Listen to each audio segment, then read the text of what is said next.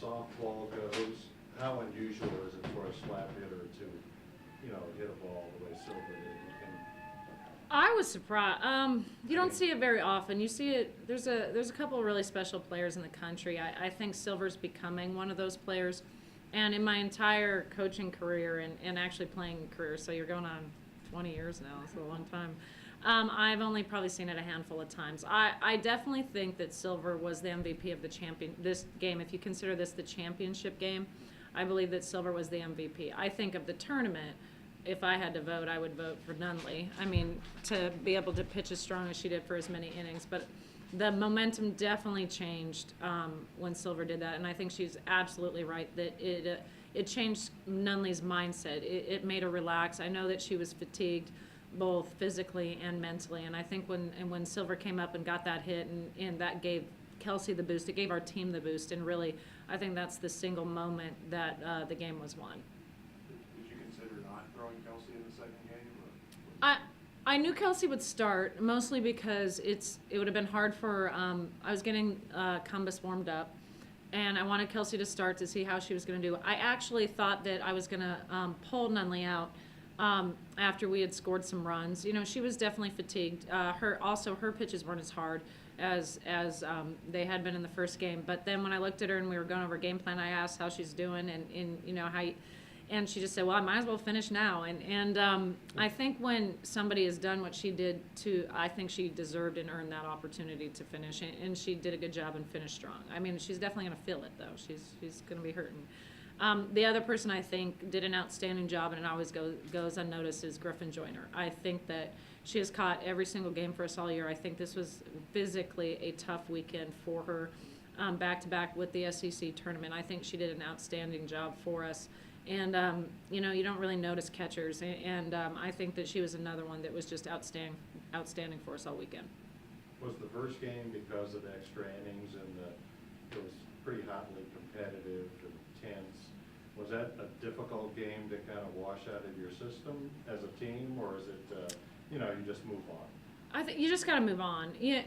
The nice thing about playing in the SEC is that you play so many tough games. This wasn't the first time we were in that situation. And this year, because of the weather, we had also played at least Missouri back-to-back. I don't know if we played anyone else, but that was a big weekend for us. So those kind of moments help prepare you for this. So because we're in the SEC, we know what it feels like to lose a game, but you have to bounce back if you want to keep going. And I think just the strength of our conference, and DePaul would do a great job in our conference as well.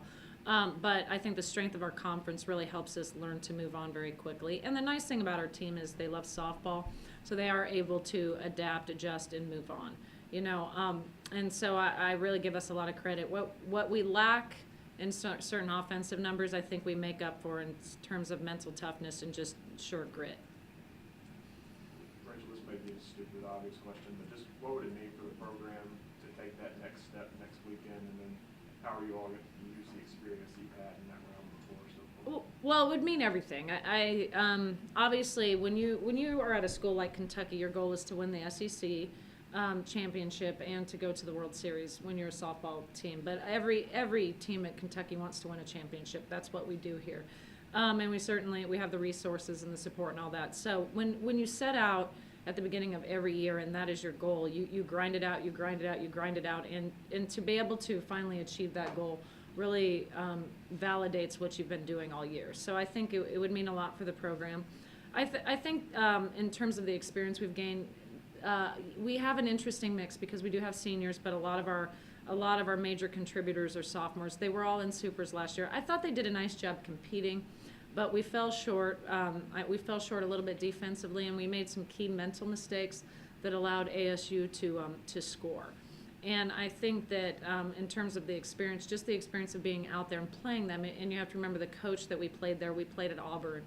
He's now at Auburn, and we played him 3 times this year. So I just think to understand where we fell short, we know the game a lot better. I think that experience will help us against UCLA. With that said, UCLA is an outstanding program. They've had an outstanding year, and that is softball mecca. I mean, that is where it's all started. They have so many All-Americans, so many national champions, and just to be on the same field as such great athletes really really means a lot to us, and hopefully we can go out there and win some games. So how fast is Silver? What do you time her in? I believe Silver is one of the, you know, there's nobody in the SEC that is faster than Silver. Her time from home to one, I've never timed her from home to home because that doesn't happen. But her time from home to one is generally under 2.6 if she gets out of the box quickly. You know, sometimes she doesn't get out of the box as fast because she's trying to do other things. But her pure speed is under 2.6, sometimes a little less than 2.5. So she is incredibly fast, which you saw once she was able to, you know, when she put in the outfield, she got moving. I mean, it was pretty impressive to see an athlete that is that strong and fast. You know, she might be skinny, but she's got a lot of power behind her. And I don't know if she's as fast as those people across the way at the SEC track meet, but she's pretty fast. When you took over this program, it had been the softball program for 11 years, had not been to an NCAA tournament once. And in your 7 years, Kentucky's now been to NCAA tournament 6 years and 3 super regionals. Can you reflect on that a little bit? And what do you think's been the success under your tenure here for this program, going back-to-back super regionals now and 3 in the last 4 years? I think that we, well, first when I took over the program, and Coach Himes was with me too. So when we took over that program, the one thing I inherited great people, and I inherited so where we were kind of a mess in terms of softball and the organizational part of softball, I inherited a lot of really good people. So I didn't have to worry about cleaning up the program. I just had to worry about organizing the program. So the first year where it didn't appear that we were getting better, we did because it helped me create the system. And from there on, that constant growing of people and the turning over of, we haven't missed a beat. So where we've had exceptional athletes here, and they did such great things for us, and they were able to pass that on to the next class and the next class and the next class. So I think the key to the success of Kentucky softball is really the people. I think that we have outstanding women. It's not just their work ethic. It's not just their intelligence. They have a great respect for each other.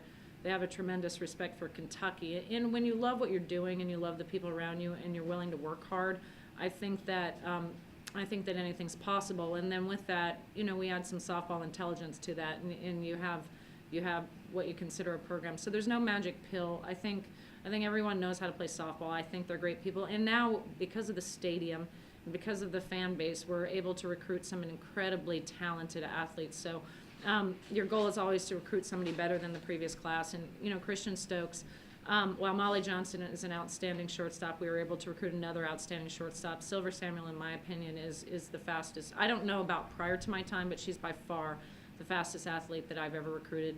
Pitching, we've had great pitchers in our program, but I think Nunley's proven, you know, she's got some stats to beat maybe Chanda Bell on, but I think she's proven with her postseason wins that she's arguably the best pitcher who's ever pitched here. I mean, I hate to say that to the other guys, but you know, but they were outstanding. But we just continue to grow, and so I think that's the secret.